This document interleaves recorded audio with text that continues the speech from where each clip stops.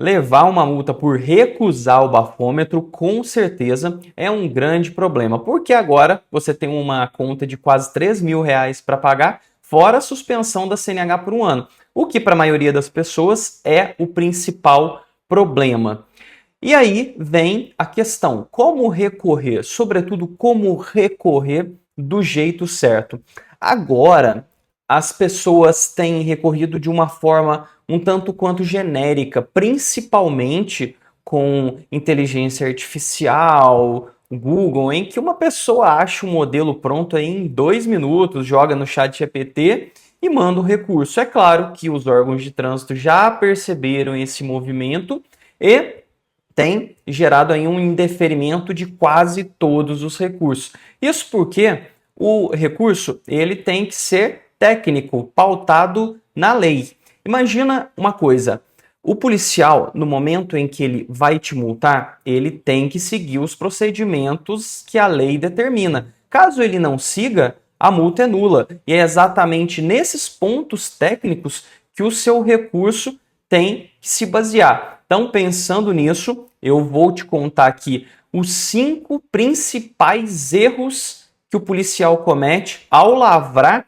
a infração. Erros esses que você pode aproveitar ao seu favor para anular essa multa de uma vez por todas. Vamos lá, inclusive com esses erros, eu já consegui ajudar muita gente a anular muita multa por aí.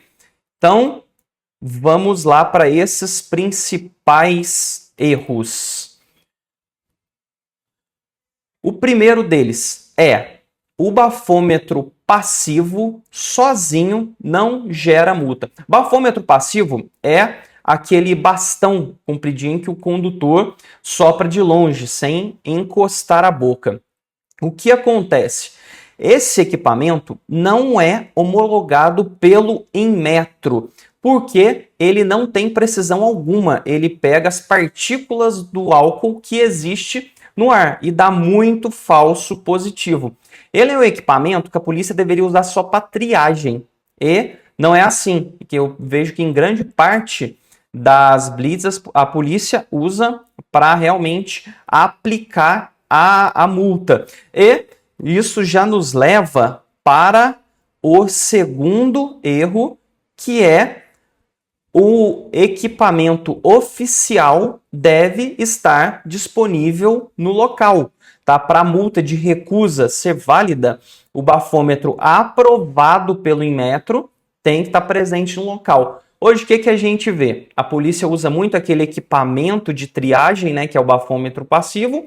Se der alguma quantidade de álcool, acusar alguma coisa, o policial já nem chega a pegar o equipamento oficial, né? Até porque muitas vezes nem tem lá, né? Então é um meio que a polícia usa para multar. Acontece de ele estar só com o equipamento passivo, né, que é aquele de triagem, e o bafômetro oficial está lá com outra equipe, do outro lado da cidade. E aí isso, claro, não pode. Para ter uma recusa, é preciso que o equipamento esteja disponível lá no local da infração, porque senão o motorista está recusando o quê? Se não tem teste disponível lá. E aí vem a pergunta: como é que eu provo no recurso que não tinha nenhum bafômetro disponível no local? Aí é que tá. Porque a obrigação de provar que o equipamento estava disponível é do policial, através do que a gente chama de laudo de recusa.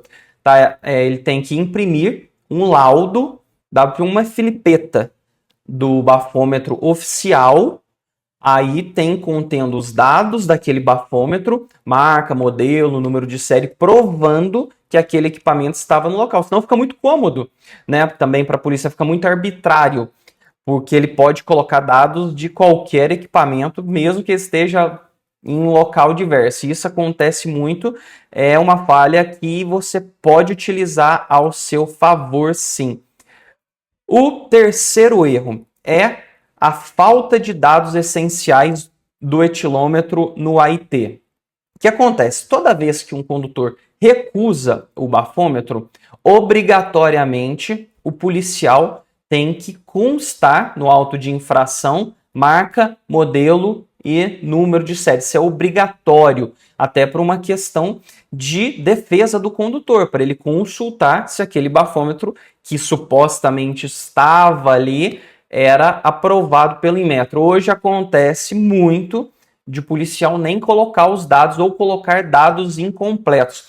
Se você checar aí na notificação, número do equipamento, pode ser que ou esteja incompleto ou esteja completamente em branco. Lembrando que para ser válido tem que constar marca, modelo e número de série do bafômetro. Caso não tenha, é uma falha e um argumento que você pode utilizar ao seu favor.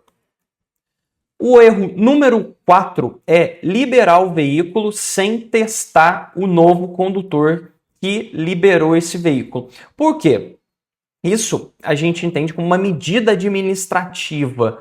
Né? A partir do momento em que um condutor recusa o bafômetro, a aptidão dele para conduzir esse veículo está em xeque. Então, por isso, o policial não pode liberar para o próprio condutor. Tem que chamar uma terceira pessoa habilitada para liberar. E aí é que tá.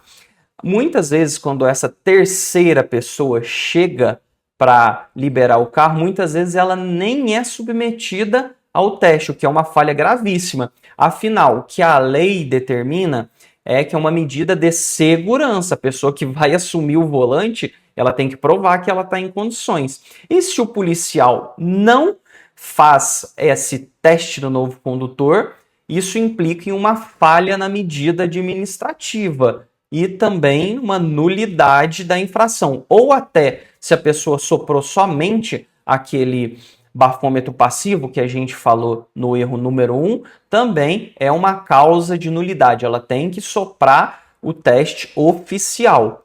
Então, isso acontece muito. É um erro também muito grave nas blitz. E o erro número 5 também acontece em grande parte das blitz, é uma recusa válida ou não expressa pelo condutor.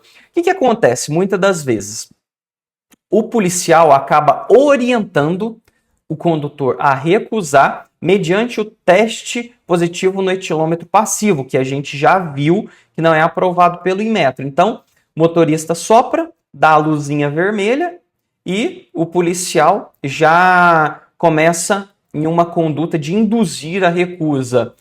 É mais ou menos assim, olha, eu vi que aqui soprou, no seu caso você soprou, o teste deu presença de álcool, eu tenho o equipamento oficial aqui.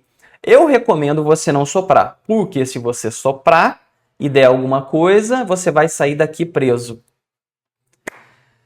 Como isso? Não pode. Uma que não necessariamente se der alguma coisa você vai sair preso. Outra que a recusa tem que ser expressa e consciente por parte do condutor. Não pode ser orientada por parte do policial. Até porque para eles é muito cômodo, né, fazer isso. Orientar o condutor a recusar, vai lá, faz a multa e libera. Mas não é assim que a lei determina. A lei determina que a recusa tem que partir de uma manifesta e expressa vontade por parte do motorista, e não uma recusa válida, não uma recusa genérica ou orientada pelo policial. Inclusive, eu já tive caso em que o policial ofereceu o teste ao motorista, perguntou se ele bebeu, e ele falou assim, tô de boa. O tô de boa que ele quis dizer é que ele não bebeu. O policial já interpretou na cabeça dele que o tô de boa era recusa ao bafômetro. Então, isso não pode. A recusa tem que ser expressa. Tem que ser, não quero fazer o teste, estou ciente que vou ser multado, eu me recuso a soprar o bafômetro. Caso não seja assim, a multa não é válida. Até porque, lembra do motivo 2 que a gente tratou aqui? No teste de recusa, que o aparelho tem que estar disponível, ao imprimir essa filipeta do bafômetro, o policial tem que dar para o motorista assinar, confirmando que ele realmente se recusou a fazer o teste. Então, a gente viu aqui que tem alguns erros que os policiais cometem que são aptos a anular uma multa do bafômetro. Afinal, a lei tem que ser seguida, que é a resolução 432 do CONTRAN, que regulamenta esse processo aí de fiscalização de trânsito de alcoolemia. A partir do momento em que o policial viola, é omisso ou vai contra esses procedimentos que a lei prevê, a multa é nula. E, mais do que ninguém, o policial tem que seguir a lei. Então, com esses argumentos, a gente aqui já conseguiu anular muita multa, até porque a gente sabe que, na maioria das blitz de lei seca, tem procedimento sendo violado. O policial multa de qualquer jeito, multa com pressa, sem seguir o que a lei determina. Então, se você levou uma multa de recusa, recebeu a notificação, está com a notificação em mãos, dá uma olhada nisso, nesses 5 erros principalmente, que provavelmente seu caso tem algum desses erros, se não mais de um, e você pode utilizar esses argumentos a seu favor para anular a multa e salvar a sua CNH.